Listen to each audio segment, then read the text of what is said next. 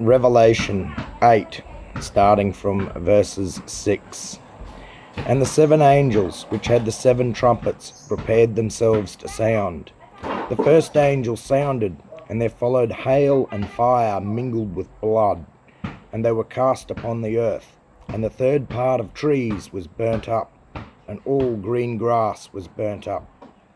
And the second angel sounded, and as it were a great mountain burning with fire was cast into the sea, and the third part of the sea became blood, and the third part of the creatures which were in the sea and had life died, and the third part of the ships were destroyed. And the third angel sounded, and there fell a great star from heaven, burning as it were a lamp, and it fell upon the third part of the rivers, and upon the fountains of waters. And the name of the star is called Wormwood.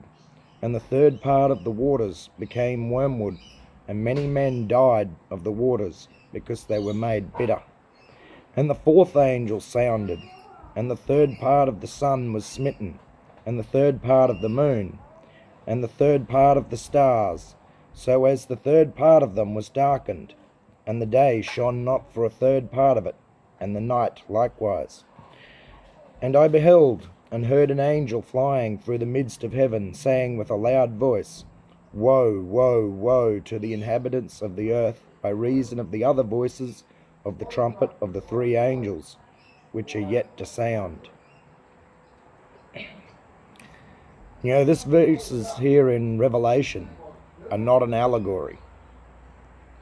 They're not a picture of something that's a spiritual idea of what might happen.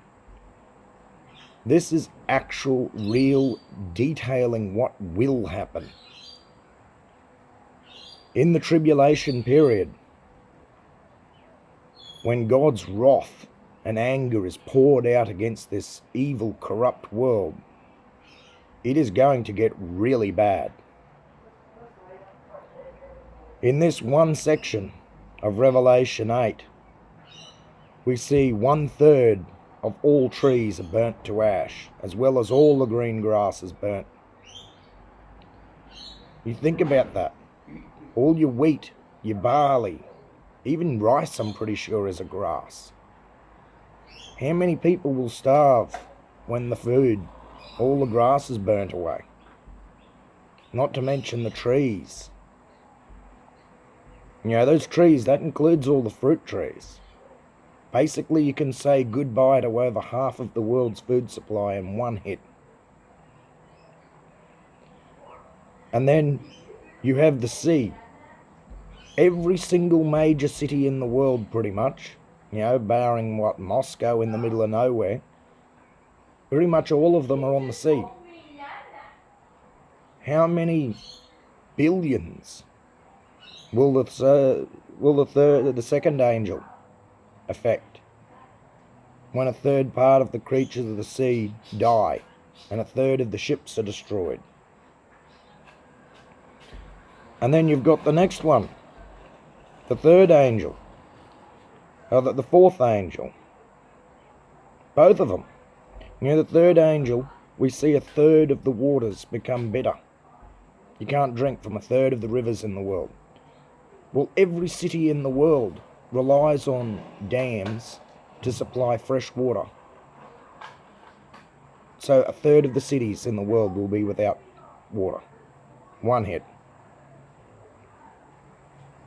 And then to have even the time, I think the other ones are going to be disastrous, having all the grass and the trees burnt, and the waters turn, the rivers turn so you can't drink them, and the ocean turned to blood. But the last one's going to be really horrifying. I would suggest that it's impossible for any of us to imagine any scenario, any way even remotely possible, for 1/3 of your day, 1/3 of the night, to just be gone.